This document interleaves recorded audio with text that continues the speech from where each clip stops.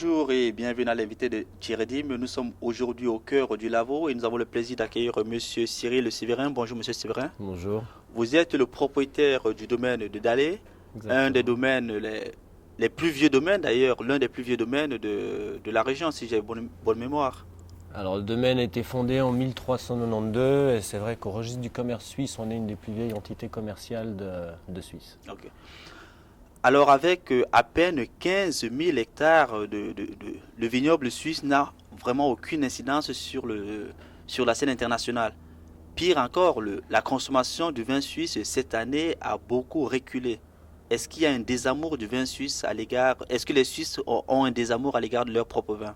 Je pense pas qu'il y ait un désamour des Suisses par rapport à leur propre vin. Après, il y a différents acteurs dans la distribution des vins suisses et je pense qu'il y a malheureusement pas mal d'acteurs qui sont plus concentrés sur des vins d'importation. On parle d'un franc suisse qui est fort.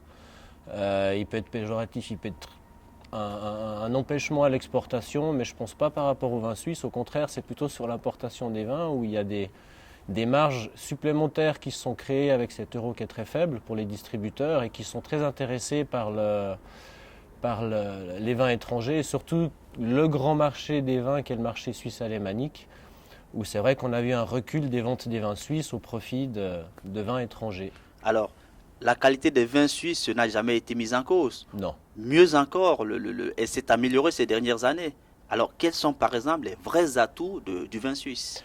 Les vrais atouts du vin suisse, c'est des vins de terroir. On a dans la plupart des régions viticoles de Suisse des magnifiques terroirs avec des cépages divers, des spécialités autochtones qui doivent être mis en avant. Maintenant, c'est vrai que la Suisse ne peut pas concurrencer au niveau des coûts de production avec l'étranger. Donc, le marché des vins, je dirais d'entrée de gamme, est très difficile en compétitivité par rapport aux vins étrangers. Donc, on est obligé d'être sur du qualitatif alors.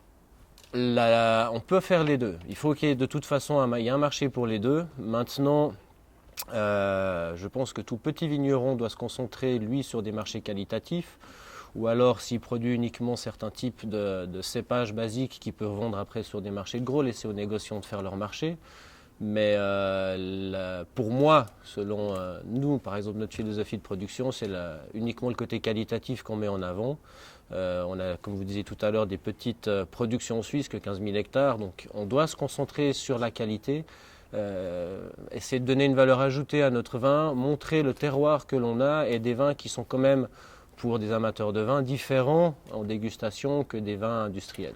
Alors, certaines mauvaises langues, je ne sais pas si on peut le dire, disent qu'il y a un excès de réglementation en Suisse. Par exemple, en matière de provenance, en matière de cépage, en matière de vivification. Contrairement à certains vins, par exemple, venus par exemple d'Australie, la réglementation est plutôt légère. Est-ce que quelque part, cet excès de réglementation, si jamais elle existe, il existe, n'est pas un frein aussi à la consommation de nos vins? Non, je ne pense pas qu'il y ait un excès de réglementation. Une des réglementations, je dirais, c'est pas forcément dans la production, la réglementation dans la production du vin, mais peut-être dans sa consommation. Quand on a eu la première fois la baisse de taux d'alcool au volant à 0,5, on a une grande baisse de consommation. Les contrôles qui sont de plus en plus intenses font aussi ralentir les gens sur la consommation. Ils ne consomment plus que chez eux, donc il y a des modes de consommation qui ont changé.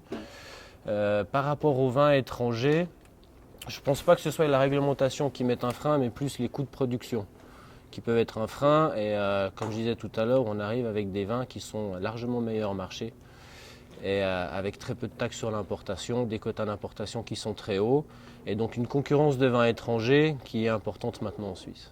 Alors, le domaine d'aller quand même fait exception sur le marché suisse, hein. C'est-à-dire vous réussissez quand même à vendre plus de 20% de vos produits.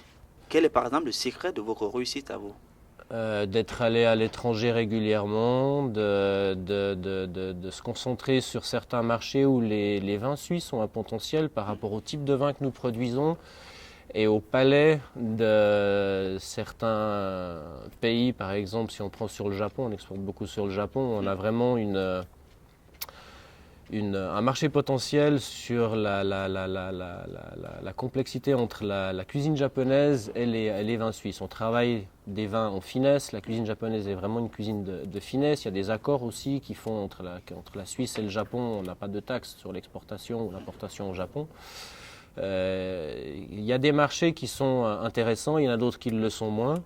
Mais c'est vrai que si je prends par rapport au domaine du Delaware, on a une vieille entité commerciale. J'ai repris le domaine en 2003, on a dû relancer quand même, refaire connaître le domaine, mais c'est beaucoup plus difficile de percer la Suisse allemande que de percer le Japon. Pour mon côté.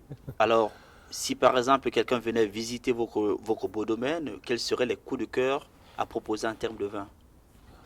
Principalement le cépage de la région, on reste sur le cépage du Chasselas. On a énormément d'étrangers qui passent au domaine. On a ici plus de 4000 personnes qui passent par année faire des dégustations.